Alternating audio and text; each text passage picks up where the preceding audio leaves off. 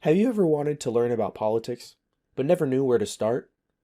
The internet can be an intimidating place, filled with bias, misleading information, and propaganda, especially in the realm of politics. The Citizen's Compass is here to offer you digestible and easy to understand political issues from all sides. The importance of understanding different viewpoints for fostering productive conversations and informed decision-making cannot be understated. As the timeless trope goes, knowledge is power, and the more informed you are, the better off you and your family will be.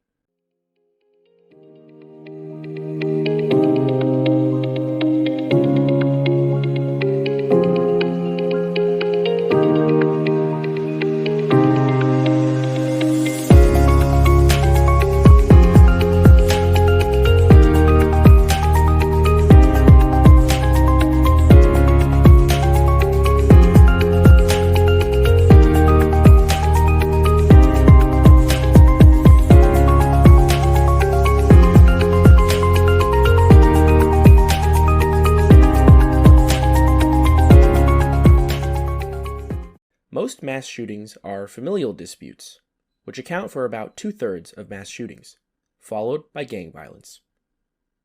Most firearm deaths are by handgun, followed by rifles, which are commonly mislabeled as assault weapons. Switzerland is often compared to the United States because of its high amount of gun ownership, with approximately 28% of households having at least one firearm. Switzerland's gun death rate is 2.8 per 100,000. All able-bodied males in Switzerland must serve in the military, and they must be trained in the use of their firearm, with many opting to keep their weapons after completing their military service. Next, I'll be covering important aspects and facts about gun control.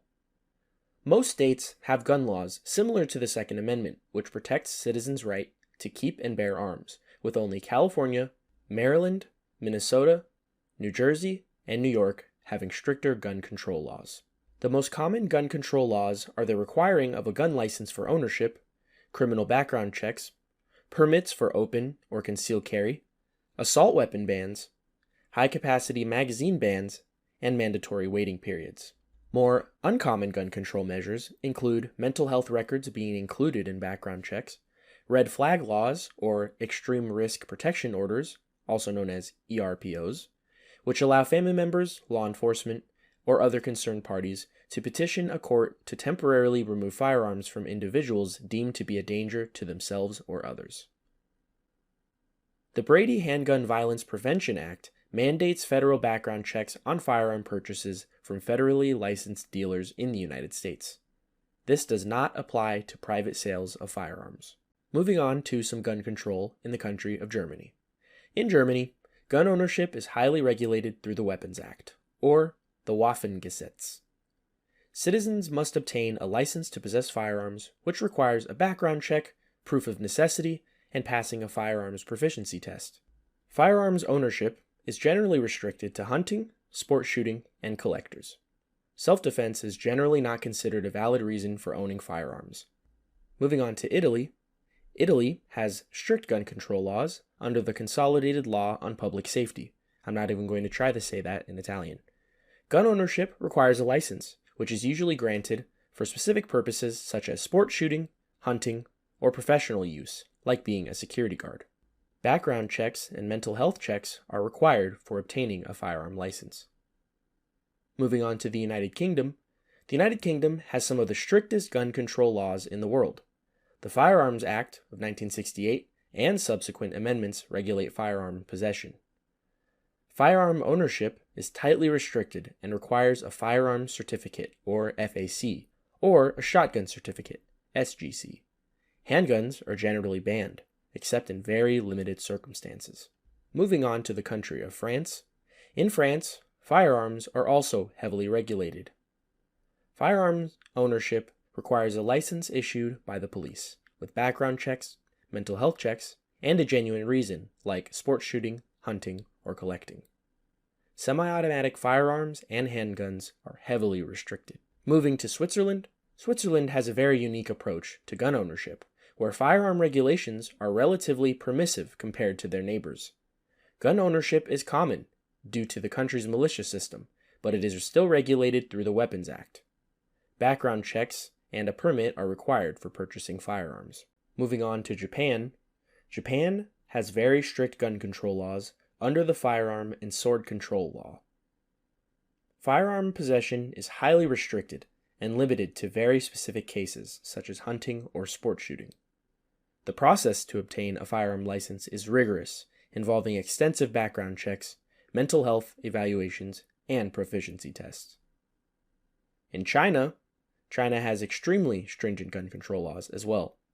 Private ownership of firearms is effectively banned for civilians, except in extremely rare circumstances, such as for hunting or sports shooting under strict supervision. Possession of firearms without proper authorization is punishable by severe penalties, including imprisonment. Moving on to the final country, Canada. Canada has a mix of federal and provincial laws regulating firearms under the Firearms Act and Criminal Code. Gun ownership requires a possession and acquisition license, or PAL, or a restricted PAL, RPAL, depending on the type of firearm. Background checks, safety training, and waiting periods are mandatory. It is worth noting that the Biden administration has proposed legislation on universal background checks, which is legislation that requires background checks for all gun sales, including those conducted by private sellers, renewing the ban on assault weapons and high-capacity magazines, which expired in 2004. The Biden administration has also tried to push legislation that encourages states to adopt red flag laws, which allow law enforcement to temporarily confiscate firearms from individuals deemed to be a danger to themselves or others. Now we will hear from the pro-gun argument. Being pro-gun means advocating for the rights of law-abiding citizens to responsibly own firearms, which are essential for self-defense, hunting, and sports shooting. The Second Amendment recognizes the individual right to keep and bear arms as a crucial element of personal freedom and protection against tyranny. The most overlooked aspect of the Second Amendment is the part that says shall not be infringed. One important aspect, often overlooked, is the mental health issue in our society. Instead of blaming guns for violence, we should address the underlying mental health crisis that contributes to such tragedies. Being pro-gun means arguing for better mental health services and support to preventing individuals with mental illness from harming themselves or others, rather than restricting firearms access for law-abiding citizens who use them responsibly. Why not teach gun safety in school? Train people to understand how to use firearms safely and what to do in case of a firearm-related emergency. Furthermore, studies have shown that states and cities with strict gun control measures do not necessarily have lower rates of gun crime. In fact, areas with common sense gun regulations often experience higher rates of violent crime, as criminals are not deterred by restrictive laws and instead target defenseless populations. Responsible gun ownership, supported by education and training, actually contributes to safer communities by allowing individuals to protect themselves and their loved ones in dangerous situations. In conclusion, being pro-gun is about upholding individual rights and promoting safety through responsible firearm ownership. It aligns with the principle of valuing personal freedom and ensuring that law-abiding citizens have the means to defend themselves against threats. We must uphold the Second Amendment, which is fundamental to our democracy. Remember, shall not be infringed.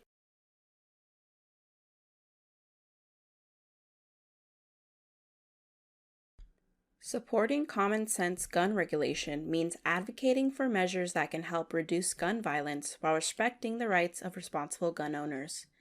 It involves implementing reasonable measures to prevent senseless loss of life and enhance public safety.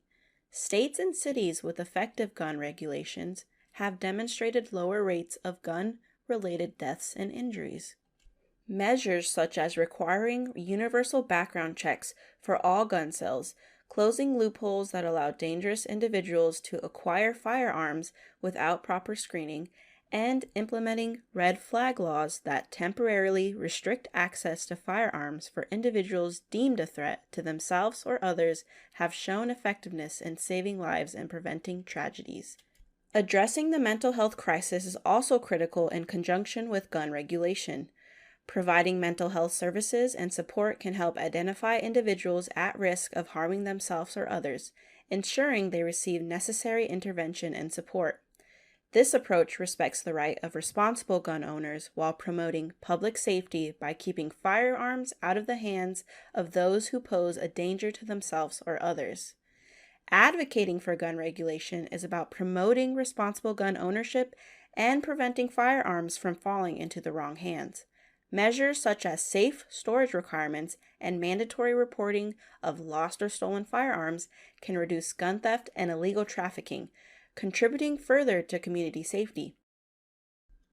In summary, supporting common sense gun regulation is about finding a balanced approach that respects individual rights while prioritizing public safety.